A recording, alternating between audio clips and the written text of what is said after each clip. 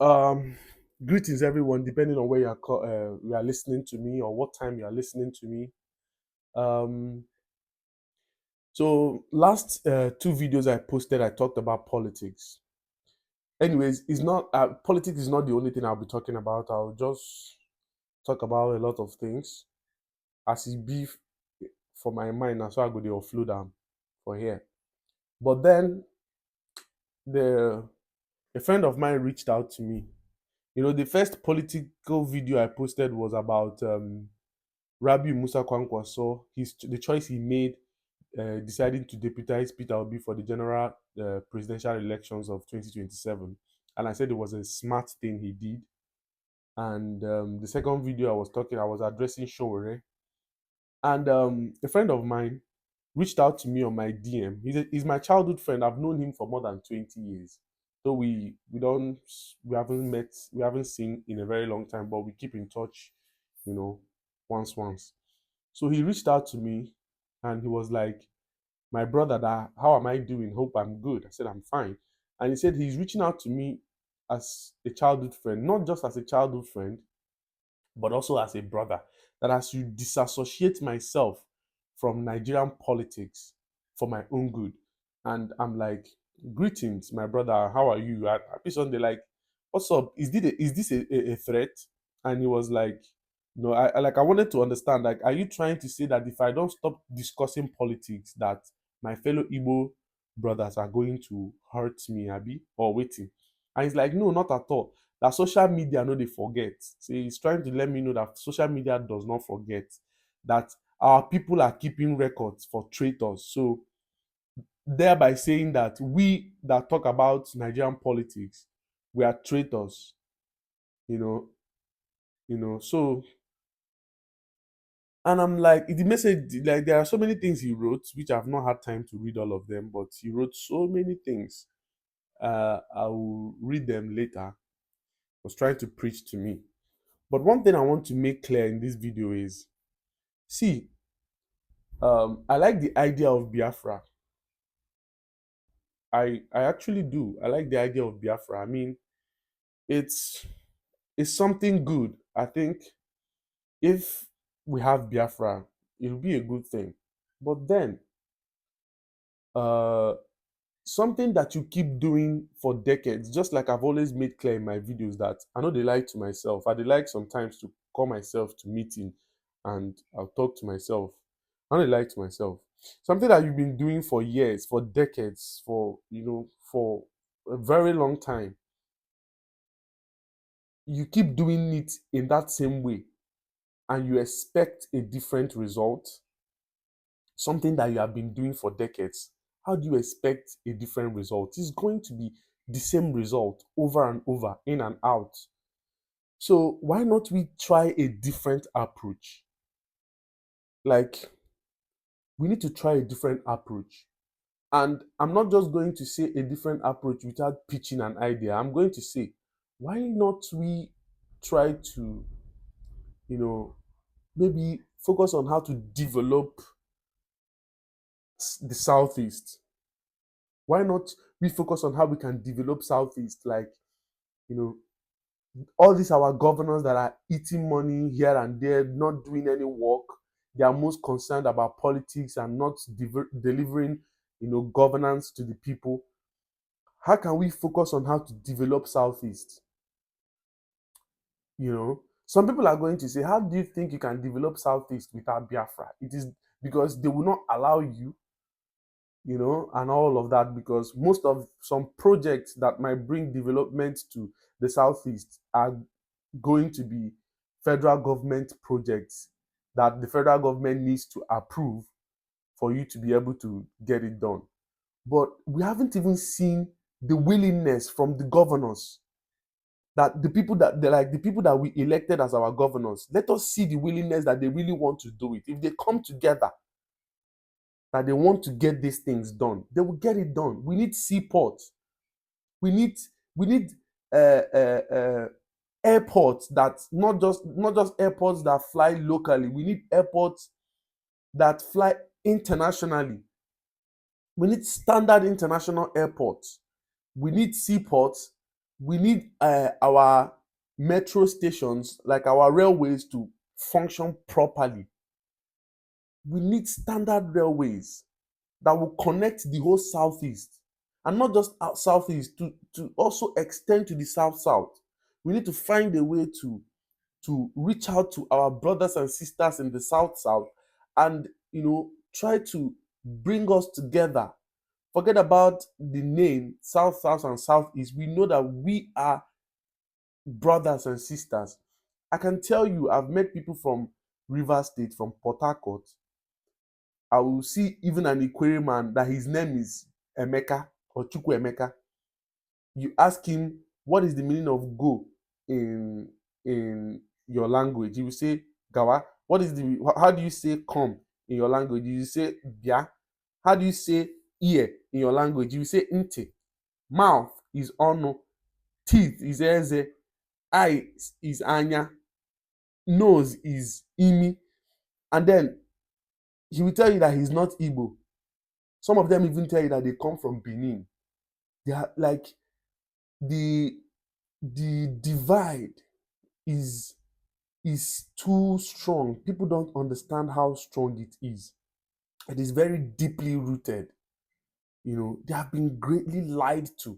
They have just 4 market days, just as we the Igbos have. They tell you that they are not Igbos. So you will see that anything that there are lots of work that need to be done. So I feel like we should try a different approach. That's why politics is actually important in Nigeria. We cannot see anybody, both the young people. Politics affects everybody. It affects them. You cannot say that politics, nothing concern you with politics. It doesn't affect you. Concern you, make you focus on what they do. Make the government they do anything where they like. It affects everybody, because this is where the decision making is. It affects your children. It affects your business. It affects everything that you do as a human being. As long as you are in this geographical location, you are affected by the politics that is being made in that geographical, the decisions that is being made politically in that geographical location, that place where you are, where you live, where you reside, where you do basically everything. The decision that is being made by the people that is governing that place concerns you. It should concern you. It must, whether you like it or not, it concerns you. So you cannot say you don't want to talk about politics, and you are even doing them more good than doing yourself harm by saying you want to remove your eyes from politics. You don't want to do anything politics. You don't care. You are not going to vote. You are going to exempt. You are going to do this. That's free ride for them. So the only thing that I have to tell Nigerians is that the power is in our hands. The moment that we understand that, accept it, come together, decide to take over, we will take over in unity. And it is very difficult, because once you come out, there's going to be a very heavy divide and conquer that they always do. They will just inject that virus of tribalism or tribal politics. Say, na Igbo people, na Yoruba people, na Hausa people. Because we don't understand that our unity, they are scared of it. If we can all come together, unite as Nigerians, accept that we are Nigerians first, to be able to fix our country and get it to work. Some people are going to say, it is the oil in the southeast and the south that, oil. Wetin concern, like, oil. Since when my mama born me and I dey hear say we get oil, I've not benefited anything from the oil. I dey hustle, I dey do my thing my own way. I've gone through a lot. Government have not done anything for me. I think the only thing that government has done for me in my entire life is the road that we ply on. And the only thing why I know say government dey do, the road that we ply on. Government no dey give me water. If you build a house, you have to dig your own borehole. I mean, I've been to so many countries, few, let me not say many, few countries I know that water is the responsibility of the government. You just pay some little money here and there, but it's the responsibility of the government to give you steady water supply, steady electricity, and steady everything. But we don't have it in Nigeria here. So governments literally have not done anything for us. And now people are so much concerned about oil that is only benefiting the politicians alone. When they are when people from the other region that doesn't have oil, we are talking about things that how we can, you know, how we can better the society, create an enabling environment that is going to benefit everybody. And they are thinking of oil that they themselves in the grassroots don't even have access to, they don't benefit anything from. So we have to now start looking at other ways that we can better our society, that we can better the the economy, how we can build individually from different regions. Everybody have to find their true potential and develop. The Southeast having a commercial hub, the North, being the agricultural center that is going to supply enough food. We would have enough food that we even have surplus to export to other nations, feed other countries. That's why I like Peter Obi, because he's speaking to facts. He doesn't play a politics of attacking personalities. He speaks to the issues, and he gives real life solutions that we can all see that, this is what we should do and the way to chart forward. So for me, I think the the matter of Biafra needs to be seen in another way, in another light. I mean, I am somebody that I've always liked Nnamdi Kanu. I love that man. I even when he was not when he was not detained, I always listened to him. I followed his broadcast. A lot of things that he said make sense. Some of them are playing out now. Some people call him prophet, but he's a man that is very intelligent, and he's a man that he's a smart person that sits down to study patterns, and then he can tell you what is going to happen in few years to come because of the patterns that he has studied. That's why some people would call him a prophet, because most of the things that he said are happening today, and some of them are trending on social media now. Even people who criticized him, who didn't believe in him, who thought he was doing this and that, some of them are the ones talking about him today from other tribes, not even Igbo.